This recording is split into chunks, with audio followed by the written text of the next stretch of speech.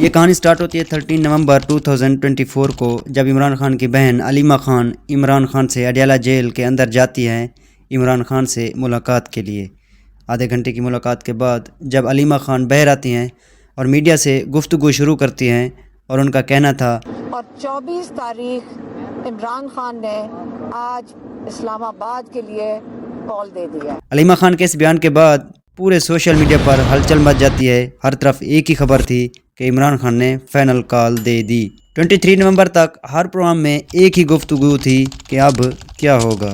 انشاءاللہ تعالی باجی، انشاءاللہ تعالی اچھا لوگ ہیں انشاءاللہ۔ کدھر نے بلایا انسانہ سے جان قربان ہے۔ یہ احتجاج شروع ہونا تھا خیبر پختونخوا سے، جس کو لیڈ کرنا تھا علی امین گنڈا پور نے اور بشرا عمران نے۔ اس کال پر جو احتجاج تھا اس کے 3 مطالبات تھے۔ نمبر 1، عدلیہ سے 26ویں ترمیم کو کالعدم قرار دیا جائے۔ نمبر 2، الیکشن کمیشن سے چوری شدہ مینڈیٹ واپس کیا جائے۔ نمبر 3، سیاسی قیدیوں کو رہا کیا جائے۔ احتجاج کی کال تو 24 نومبر کی تھی، لیکن حکومت اس قدر گھبرا گئی کہ 21 نومبر کو ہی روڈ، چوک، برج سب بند کر دیا۔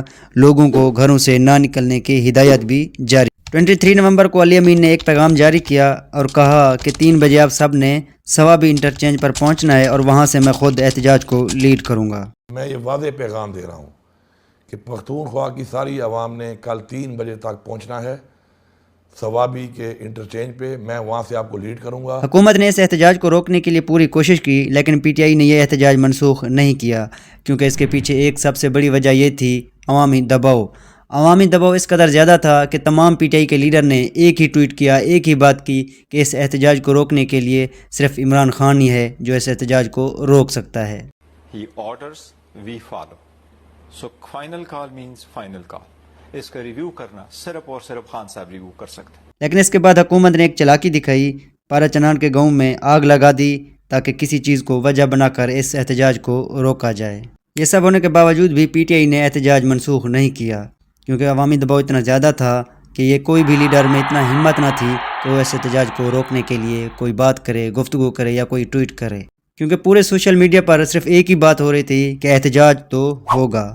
آخرکار دن آ گیا 24 نومبر کا۔ سب سے پہلے قافلہ روانہ ہوا کراچی سے، جس کو لیڈ کر رہا تھا حلیم عادل شیخ۔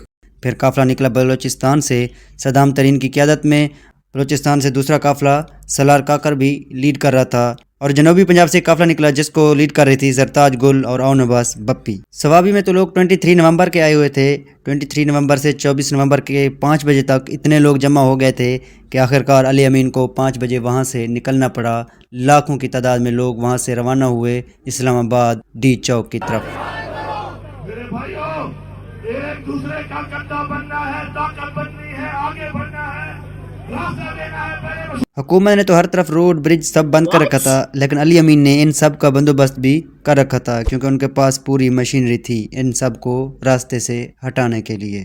علی امین اور بشرا عمران کا قافلہ پورا دن اور پوری رات سفر کرتے رہے اور 25 نومبر کی صبح اسلام آباد کی حدود میں داخل ہوئے۔ رکاوٹیں زیادہ ہونے کی وجہ سے پورا دن اور رات راستے میں ہی گزر گئے۔ 25 نومبر والے دن انٹرنیٹ سلو کر دیا گیا۔ 25 تاریخ کی رات تک کافی لوگ لاکھوں کی تعداد میں ڈی چوک پر پہنچ چکے تھے۔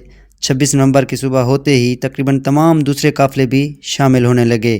اسی دوران عمران خان تک یہ پیغام پہنچایا گیا کہ آپ اس احتجاج کو روک دیں، آپ کی رہائی بھی ہو سکتی ہے، لیکن عمران خان نے انکار کر دیا۔ 26 نومبر 2024 کی شام 3 بجے سے لے کے اور 5 بجے کے درمیان ان سے کنفرم کیا کیا ڈیل تھی، کیا آفر تھی، خان صاحب نے انکار کر دیا۔ 26 نومبر وہ دن تھا جب پاکستان کی ریاست کو یہ محسوس ہونے لگا کہ اگر شام تک اسلام آباد اور پنڈی کے لوگ نکل آئے تو شاید حالات کنٹرول سے باہر ہو جائیں۔ 26 نومبر کا سورج غروب ہونے کے بعد لوگ جشن منا رہے تھے، کیونکہ ڈی چوک ان کے قبضے میں تھا، اور یہاں تک کہ رینجر نے یہ اعلان تک کر دیا کہ آپ پرامن رہیں، فوج اپنی عوام پر گولی نہیں چلائے گی۔ اس بیان کے بعد تمام تھکے ہوئے لوگوں میں ایک اور جذبہ، ہمت پیدا ہوئی کہ اب وہ جیت کے قریب ہیں اور اب انہیں کسی چیز کا خوف نہیں ہے۔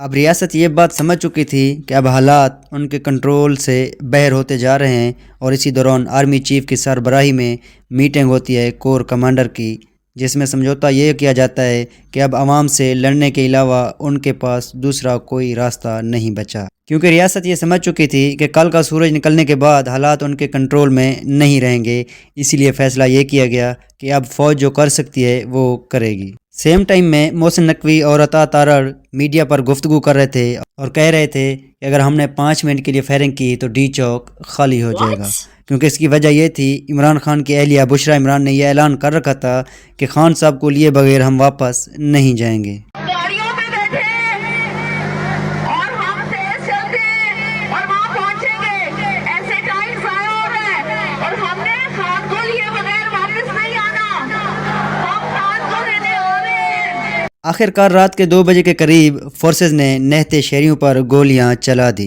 اس قدر اندھا دھند فائرنگ ہوئی جس کے نتیجے میں 430 کارکنان کی شہادت ہوئی اور 900 سے زائد زخمی ہوئے۔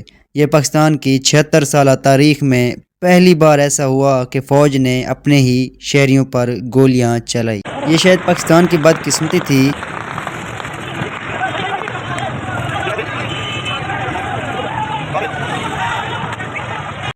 نومبر کا سورج پاکستان کے لیے ایک ایسا منظر پیش کرتا ہے جیسے قیامت نے قدم رکھ لیا ہو۔ 27 نومبر کے دن میں پوری فوج کو اور خاص کر عاصم منیر کو اس قدر پیش کیا گیا جیسے پاکستان پر اسرائیلی فوج نے حملہ کر دیا ہو۔ پوری دنیا میں پاکستانی فوج کے خلاف آوازیں اٹھنے لگی، اور ایسے میں آتے ہیں ٹی وی پر شہباز شریف، جس نے کہا کہ سپہ سالار نے اسلام آباد پر لشکر کشی سے نمٹنے کے لیے بھرپور تعاون فراہم کیا۔ 27 نومبر کا دن پاکستان تحریک انصاف کے لیے ایک قیامت کا دن تھا، کیونکہ 1996 سے اب تک ایسا نہیں ہوا پی ٹی آئی کے لوگوں کے ساتھ۔ فائرنگ کے بعد پورا ڈی چوک تہس نہس ہو گیا، ہر طرف آگ ہی آگ تھی، لوگ دھگڑ بھگڑ دوڑ رہے تھے۔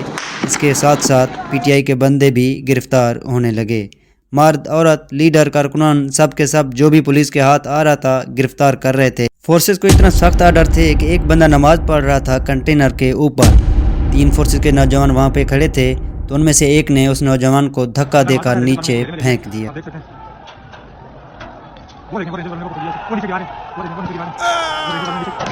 کچھ فورسز کے لوگوں کو جیسا کہ سنیپر کو بلڈنگ کے اوپر بھی دیکھا گیا جنہوں نے لوگوں پر فائرنگ کی۔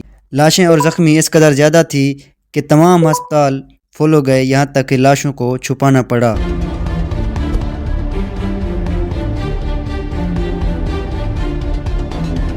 اس وقت پی ٹی آئی کی لیڈرشپ مکمل طور پر غائب تھی، صرف کارکنان ہی مزاحمت کر رہے تھے، مار کھا رہے تھے اور مقابلہ کر رہے تھے۔ لیڈرشپ سے استعفوں کا مطالبہ کیا جا رہا تھا اور ایک نے تو استعفیٰ بھی دے دیا، سلمان اکرم راجہ نے۔ پاکستان تحریک انصاف اس بڑے احتجاج کے باوجود بھی ناکام رہی، اپنے مطالبات نہ منوا سکی۔